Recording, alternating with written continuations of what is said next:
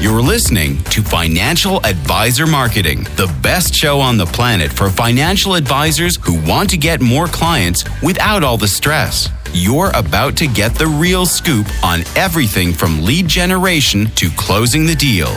James is the founder of theadvisorcoach.com, where you can find an entire suite of products designed to help financial advisors grow their businesses more rapidly than ever before. Now, here is your host, James Pollard. From 2017 to 2020, I offered a website review service where I would record a 10-minute video critiquing financial advisors' websites for $497 each. This ended up being one of the most popular services I've ever offered, and it did well for two reasons. First was because each review provided specific actionable advice financial advisors could use to improve their websites. Second was because I delivered them quickly.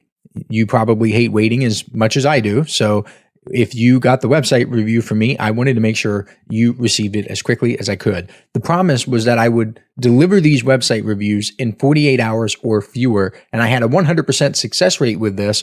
Whenever a website review would come in, I would do it and get it to the financial advisor as soon as possible. I stopped doing them because I started traveling. Last year, I went to a bunch of places and a lot of states. So far this year, I've been to a lot of states too. I've been to Las Vegas, New Orleans, Biloxi, Naples, Newport, New York, and a whole bunch more.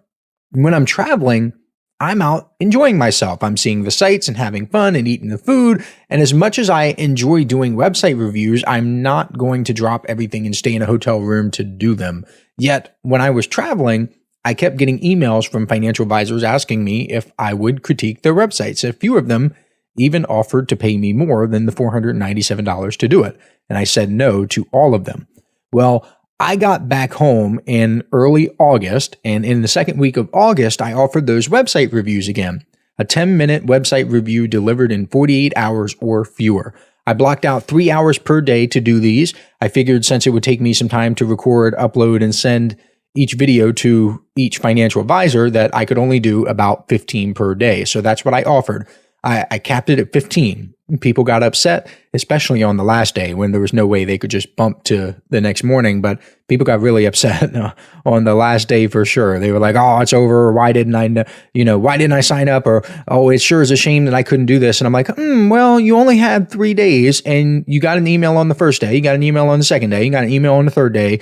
Your procrastination is not my emergency. But anyway, I created a web page, which was basically a video and a payment link. And I told financial advisors I was doing them. I figured I didn't need to create a fancy sales page or anything because A, I could only do 15 per day, and B, this was going to be a limited time offer anyway. I ended up maxing out every single day, which is a blessing that's not lost on me. I am incredibly thankful to everyone who had their websites reviewed. My goal with all of them was to deliver at least $1,000 of value so they could double their investments in themselves. If it was $497, I want to deliver at least $1,000 worth of value. And that's very easy for me to do because a few tweaks and changes can make all the difference on a website.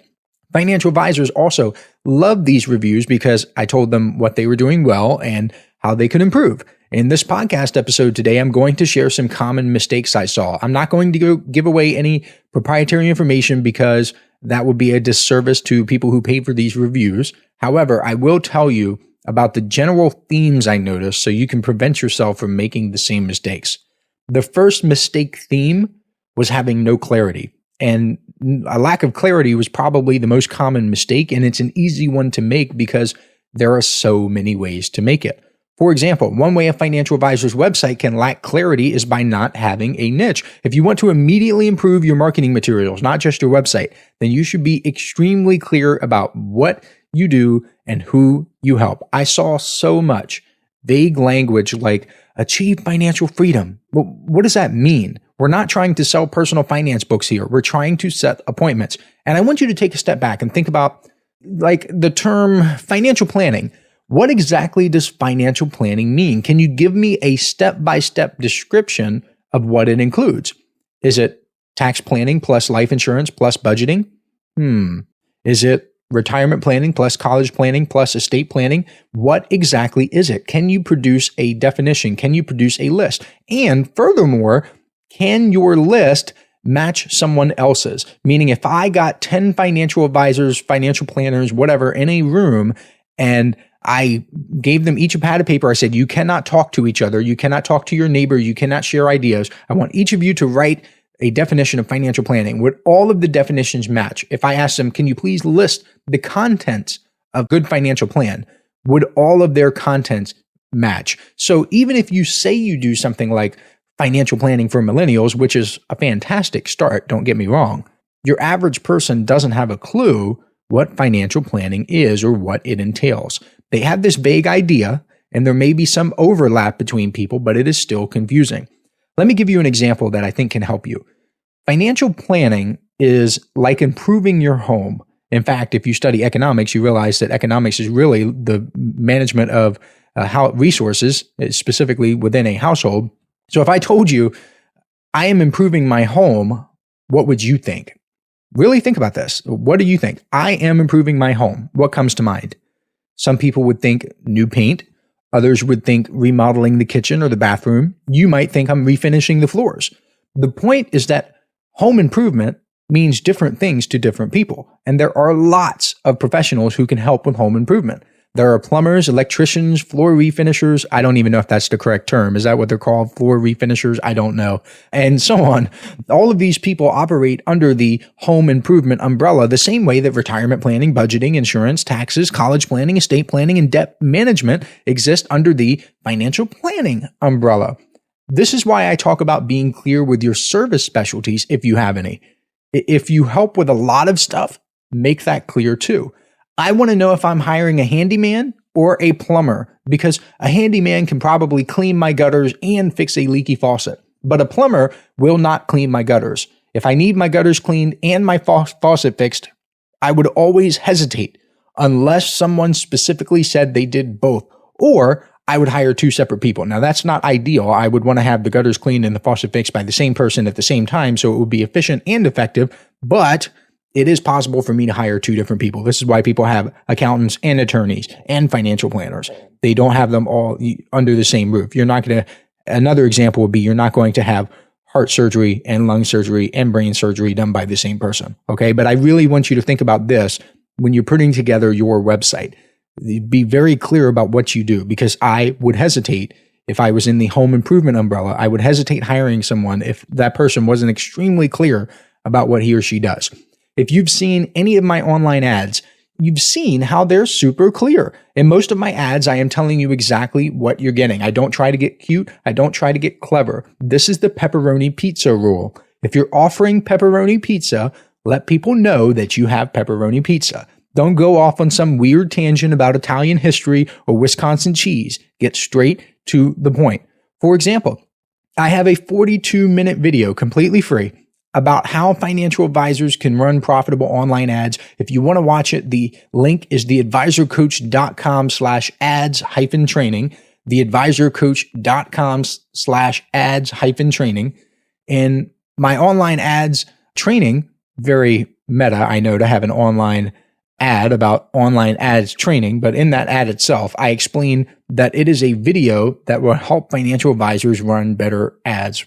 That's pretty much it. And since I'm running an ad, I got to stay on top of this, like online ads for ads and so on and so forth. Like, what is getting kind of confusing to me. But since I'm running an ad to get people's attention to watch the video about running online ads, there is built-in proof that it works. Because basically I can say, you click this ad, you're on this landing page. Obviously, online ads work, so you should watch it. And by the way, if you're running an online ad to something like a lead magnet or a webinar and you're not getting conversions, it's because either your offer sucks or your audience sucks. You cannot just slap something together and expect to get results. Sometimes financial advisors will complain to me that their ads aren't working, but then when I look at what they're offering in some goofy little checklist or something, no wonder the ads don't work, because the offer sucks. Think about what I just told you. I'm running an ad for a 42-minute video about a topic, not some little cheat sheet, not a little guide, a video where I walk people through several high-level secrets they can use to run better online advertisements. I did not throw it together for the sake of building my email list. I did not throw it together so I could just check something off my to-do list. I started with the goal of genuinely helping financial advisors and making a good offer. Then I put that offer in front of the right audience. If I advertise that to a different audience, it wouldn't work as well. Again, if your ads aren't working, it's because your offer sucks or your audience sucks. So I'm just going to stop that because this is not an online ads episode. Hey, financial advisors. If you'd like even more help building your business, I invite you to subscribe to James's monthly paper and ink newsletter, The James Pollard Inner Circle. When you join today, you'll get more than $1,000 worth of bonuses, including exclusive interviews that aren't available anywhere else. Head on over to theadvisorcoach.com/coaching to learn more. So the other way the financial advisor websites lacked clarity was they had too much stuff on the homepage. I saw homepages that had, oh my goodness, so much stuff.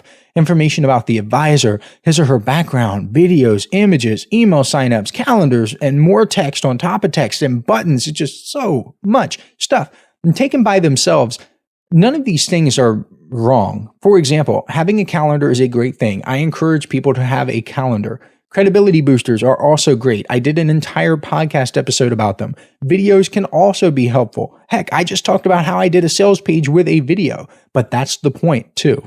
My sales page only had a headline, a video, and a payment link. That's it. I didn't throw a whole bunch of stuff on that page. People got to the page, read the headline about how I can help financial advisors with their websites, watched the video, and then either paid or bounced. The best websites make it very clear what they do, who they help, and they give very specific instructions about what to do next. Nearly 100% of the time, this involves setting an appointment. If someone doesn't want to set an appointment with you, then guess what? That person can select another page in your navigation menu. That's one of the reasons why navigation menus exist, so people can use them. You don't have to throw everything on the homepage. And by the way, I didn't encounter any of these when I was doing website reviews for those 4 days, but if you're someone who has a one-page website that is just one of those long scrolling deals, I strongly urge you to reconsider. There are several reasons why, and I will give you a few here. One reason the long scrolling pages don't work well is because they don't create a natural flow for addressing objections and or having someone engage. An advisor's homepage should give the opportunity for someone to set an appointment. That is what you're trying to do. You're trying to get people to set appointments with you. I have an entire program, the email marketing system called Appointments on Autopilot, because the goal is to set appointments and it's to do it in such a way where you can basically work on other stuff or go golfing or spend time with your family. I don't care. Your goal is to set appointments. Assuming that doesn't happen, where does the visitor go? Is he or she supposed to keep scrolling? It makes much more sense to create a journey through different pages to address objections to eventually get to an appointment. So if someone doesn't set an appointment, they go somewhere else, their objections are handled, their skepticism is reduced, their faith in you is boosted, their trust in you is boosted, and they eventually set an appointment. Another reason long scrolling pages are terrible is because they are nightmares for tracking and retargeting. If you're doing any type of retargeting whatsoever, having a one-page website is the kiss of death because you can't retarget people based on their activity. You're stuck with one massive audience of homepage visitors, and that's it. You can't do anything cool like retarget people who visited your contact page but didn't set an appointment, or people who visited your About Us page and already know about you. Because the advertisements you can show to people who already know about you are different than the people who don't know anything about you at all, aka cold audiences. You cannot form a really warm audience if you have just one long page, because you need to know who has read your biography and who hasn't. Does that make sense? I hope it does. If you have just one of these long pages and nothing else, you're limited to one massive audience. You can't parse the people out. You can't make it more specific. And by definition, you can't make your retargeting ads more effective. And since I brought up the journey idea, I want to make it clear that not having a journey was another mistake theme I saw. The goal of a website is to take a visitor, turn that visitor into a lead, turn that lead into a prospective client, then take that prospective client, turn that person into a client, okay? You're taking people on a journey. I am the only person in the entire world on this planet who has A, done hundreds of website reviews for financial advisors specifically, B, is neck deep in the research of what prospective clients want and what they're looking for when they get to a financial advisor website, and C, has the Inner Circle newsletter, which allows me to see who is successful versus who isn't. I've been able to see behind the scenes of advisors' websites, and I know what works and what doesn't, and the stuff that works is based on a journey. One overwhelming pattern that has made itself clear is that visitors will bounce around between the homepage, the About Us page, and the contact page. Knowing this, you would be a fool not to tie these pages together and create some sort of cohesive journey. Now, you can try to do that and figure everything out by yourself, or you can go through a video training I have called The Client Getting Website, which spells out exactly what to do and why. You can get that over at theadvisorcoach.com/website. One more time, theadvisorcoach.com/website. And this happens even if people get to your website some other way. Let's say you're a blogger and you have a bunch of blog content, you have articles. Track your visitors' activity. You don't even have to take my word for it. And see that people still go to your homepage, your About Us page, and your contact page, even when they arrive through a blog post. If you're doing SEO and you pride yourself on ranking number 1, number 2, number 3 in Google, still track your activity and see. You'll see for yourself. They go to a homepage, About Us page, and contact page. Set up these little goals. Let the data speak to you. Don't just listen to James because James said something, okay? Get the data for yourself, and then you'll say, oh, wow, that guy kind of sort of knows what he's talking about. But when people do that, when they bounce around from these pages, it's because they want to learn more about you. They want to gain confidence that reaching out to you is the right thing to do. So that is just, it's so important. I wish more people knew this. Again, go to theadvisorcoach.com/website if you want to learn more. It is such a big deal. The final common mistake I saw was having no way to interact with the advisor outside of doing business with him or her. This is a high-level strategy that only a few people understand. I'm bringing it up because I just mentioned blog post and it's fresh on my mind. Having a blog is a good example of this. Assuming someone likes you, but doesn't want to set an appointment right away, what can that person do? Do you have any way for that person to stay involved in your world? Let's say that the person is on your homepage. You work specifically with dentists in Minneapolis, and a dentist from, wouldn't you know, Minneapolis gets on your website and likes you, wants to stay involved in your world, but does not want to set an appointment yet because the dentist is skeptical. He doesn't want to move forward for whatever reason. You don't know. But the dentist sees that you have a blog. He looks at the navigation menu and he sees home, About Us, maybe something else, blog, and then the contact page. Ooh, blog? Let me click on that. And he starts reading. He's like, wow, this financial advisor has written a lot about people just like me and financial situations that apply to me or content that I'm curious about.